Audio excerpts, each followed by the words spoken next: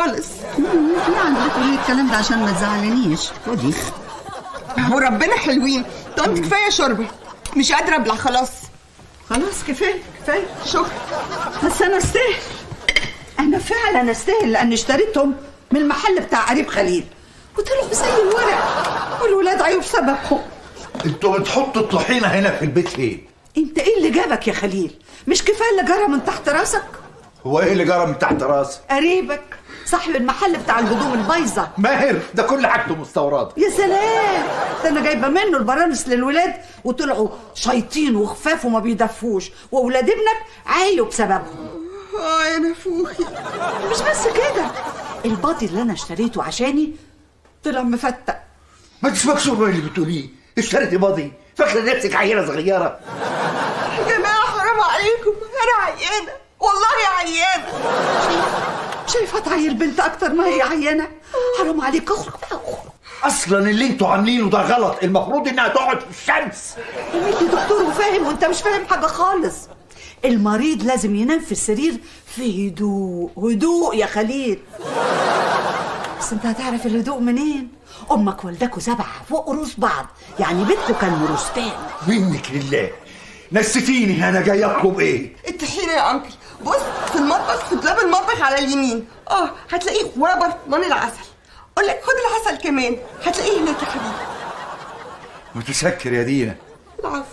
يا أميرة يا بنت الناس، يا أميرة يا بنت الأصول. أمال الطحينة فين؟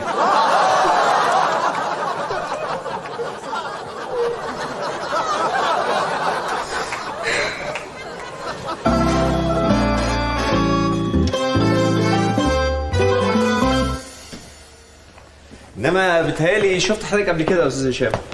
انا جيت مره بس لما نادين اتولدت، انما من ساعتها ما جيتش بصراحه. الحاجات دي من اختصاص المدام يعني. والمدام اخبارها ايه؟ ازاي صحتها؟ تعبانه جدا في البيت والله يا دكتور. اوه، ايه في حاجه؟ لا أصل كنت بحاول اعمل مكالمه مهمه بس واضح بقى انه مش هيرد. يلا مش مهم، كله على الله. اهم حاجه صحه الولاد. بص انا احتمال احتاج لك وانا بكشف على الولاد لو اتشاقوا ولا حاجه. ها عايزك تكتفهم لي. كتفهم لك؟ هو حضرتك متاكد انك دكتور؟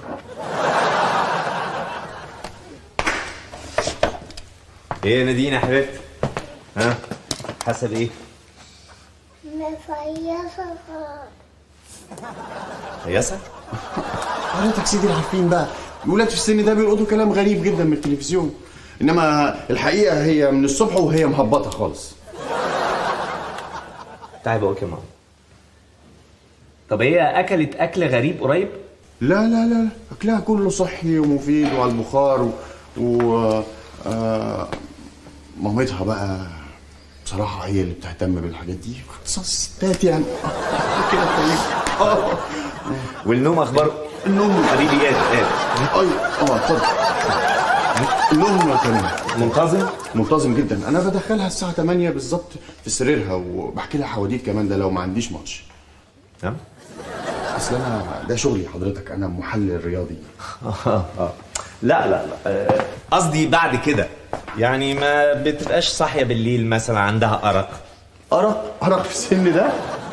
لا بصراحة يا دكتور أنا برجع من الشغل مفيص وبنام سطيحة، بس كتير بقرا لهم قصص وحواديت قبل النوم. مين اللي بيقرا لنا قصص وحواديت قبل النوم؟ مين؟ أنا. النوم. مش فاكرة. مش فاكرة إيه بس؟ طيب طب هي اختلطت بأطفال عيانين مثلا؟ اختلطت الصراحة يعني، واحنا مستنيين دورنا بره في الحميات اللي عند حضرتك دي. لا قصدي قبل كده يعني مع اصحابها في المدرسة في النادي. لا بص بقى، النادي ده بقى بالذات يا دكتور ده اختصاص المدام اللي بتروح بس انا بجيبها من المدرسة احيانا. النادي ولا المدرسة؟ هو الاتنين جنب بعض. واضح ان شغلك واخد كل وقت. لا خالص، انا شغلي ليه وقته وبيتي ليه وقته. انا حتى بفضلهم كتير جدا واقعد اشغل لهم سيديهات اللي هم بيحبوها ومامتهم ما بتعملش كده خالص، انما انا بحب اشغل لهم على طول كل اللي بيحبوه، يعني حتى ده هم تلاقيهم بيحبوا يقعدوا معايا كده. اكتر سي دي هي بتحبه لاين كينج. لا، عروسة البحر. انا مسجلهم الاثنين ورا بعض على نفس السي دي. اوكي. طب انا هكشف على ودن البنت، ها؟ لو سمحت ممكن كتف. معلش يا ندوب، انا بحبك قوي يا حبيبتي، انما هو اللي قال لي. يلا حبيبتي. لا لا لا لا، اثبتي كتف. يعني شويه انفلونزا بسيطه يعني. بص يا حبيبتي، جري كده لحد العلبه اللي هناك دي وخدي لك مصاصيه منها. يلا. خليهم اثنين يا ندوب. نعم. المدام هيانا خد لها واحده بس. الاورنج. طب ممكن اشوف؟ ايوه اتفضل. لا الولد. نفس الاعراض ونفس السخونه، دول ولادي وانا عارفهم كويس يا دكتور. الولد كويس مفيهوش اي حاجه. اكشف تاني بس، اكشف تاني. كويس ايه؟ ايه ده؟ انا دكتور وبقول لك الولد كويس، ما عندوش اي حاجه خالص.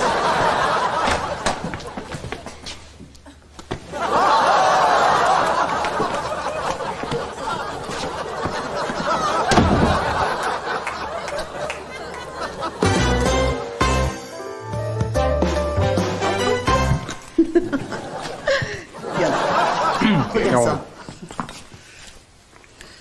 تصدقي يا طنط، مش التوم اللي كان في الشوربه كان مموتني؟ بس انا حاسه اني بقيت احسن. ده انا كنت فاكراه اي تخاريف من وصفات الفولكلور. امال انت فاكره كوثر ايه؟ اتدفي يا حبيبتي اتدفي علشان ما تتنكسيش. مش عايزه حاجه؟ لا انا كويسه، والله بفكر ادخل انام تاني. طيب اقوم بقى اغير لك ملايه السرير. لا ملوش لزوم. لا ملوش لزوم ازاي؟ انا عارفه من ساعه ما جيت وانا رايحه جايه لما زهقتك. انت من يوم ما جت الدنيا وانت مزهقانا كلنا.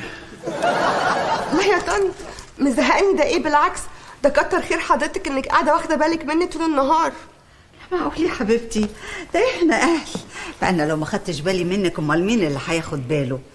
بعدين انا شايفه يعني اني لو انا اللي كنت عيانه اكيد كنت هتقعدي جنبي وتاخدي بالك مني، ولا ايه؟ طب انوي كده وشوفي هتلاقينا كلنا حواليك. ماما، انا فاكر اخر مره انت عيتي فيها كنت انا في رابعه ابتدائي. طب ما تقرش انت وابوك. الله اكبر. انا جيت. جبت عيالك معاك ولا اتلخبطت وجبت عيال تانية من العيادة؟ يا هشام، الدكتور قال ايه؟ بابا قال ان احنا ممكن نتفرج على التلفزيون لغايه ما نخف. بابا قال كده؟ لا الدكتور طمني الحمد لله وقال لي يومين كده يقوموا بالسلامه. خد يا ماما. تصوروا كان مستغرب جدا الشبه الكبير بين عمر وبين كريم، يعني لدرجه انه قال لي انا عمري في حياتي ما شفت توأم متشابه بالدرجه دي. طب ايه رايك يا اتش ان انا اعور لك واحد فيهم بحيث تعرف تفرق بينهم؟ عور كريم.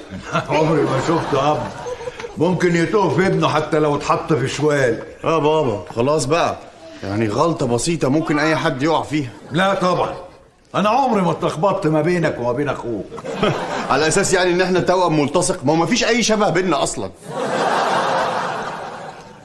ومع ذلك حصلت يا بابا.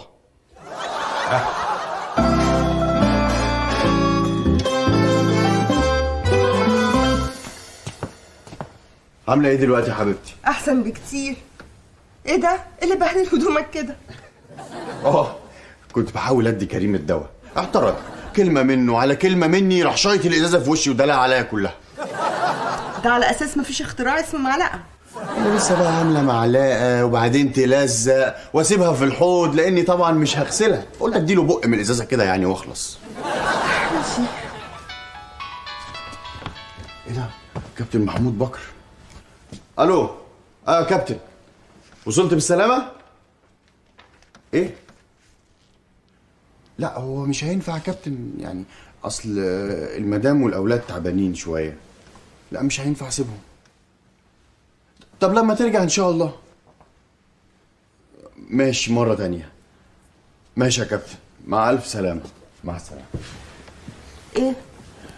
طيارته اتأخرت 5 ساعات. ادوله أوضة في أوتيل المطار، كان عايزني أروح قبله هناك. واعتذرت؟ طبعا، يعني سيبك أنت والولاد في الظروف دي. طب والبرنامج يا هشام؟ مش مهم بقى يا دينا لما يرجع. ما هو عبال ما يرجع هيكون صحفي تاني لهف منك الشغلانه. يعني اسيبك انت والولاد في الدوخه دي وانزل؟ ايوه سيبنا، انا خلاص بقيت كويسه. يلا كلمه. انت بتختبريني صح؟ ده اختبار مش كده؟ زي ما قلت لي قبل كده روح حفله الساحل يا هشام يا حبيبي لو عايز، وبعدين طلع اختبار. لا معلش، حفله الساحل اياها دي كانت حاجه تانية، دي كانت مليانه هلس وبلبطه. بس انا دلوقتي بتكلم جد. يلا كلم الراجل قبل ما يكلم حد تاني. يلا. يوه بقى يا دينا، انا مبقتش فاهمك. الصبح كنت متضايق عشان هسيبك وانزل انت والولاد، ودلوقتي عايزين انزل. بص يا حبيبي، انا الصبح كنت محتاجاك وانت خلاص عملت اللي عليك. دلوقتي بقى انا محتاجه ايه؟ محتاجاك ترجع تشتغل تاني عشان تجيب فلوس عشان اشتري اللي انا عاوزاه. دينا، وانا اب مهمل؟ يعني عشان مش عارف بتشيلي روشتات الولاد فين، ومش عارف اذا كانت نادين بتصحى بالليل قلقانه ولا لا، ومش عارف اذا كنتي بطلتي ترضعي الولاد ولا لسه. صحيح الدكتور لما سالني قلت له ان انتي بطلتي مش كده؟ من 6 اشهر. وانا اقول السرير فاضي علينا ليه وما بقى الزحمه. هشام تعالى هنا.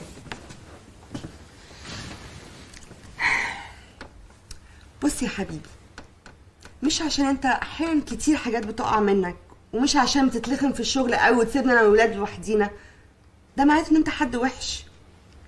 لا بالعكس.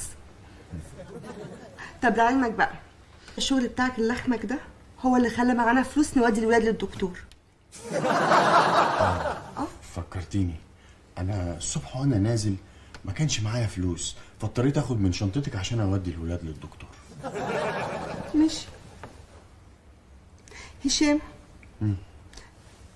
شوف حرارتي كده.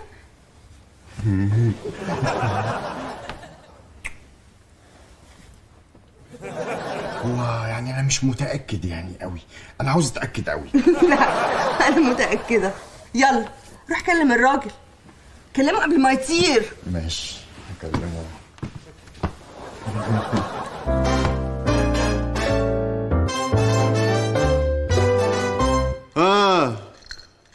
لسه بص قدامك. خلاويص، ما انا بص قدامي اهو. لسه خلاويص.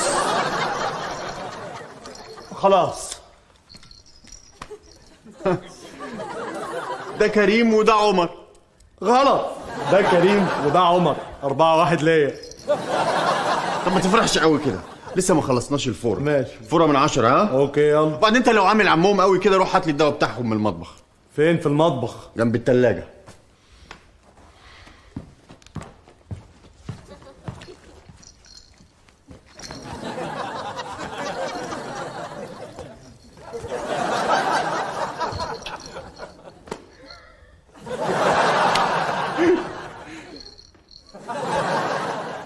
وقال لي مين كريم ومين عمر؟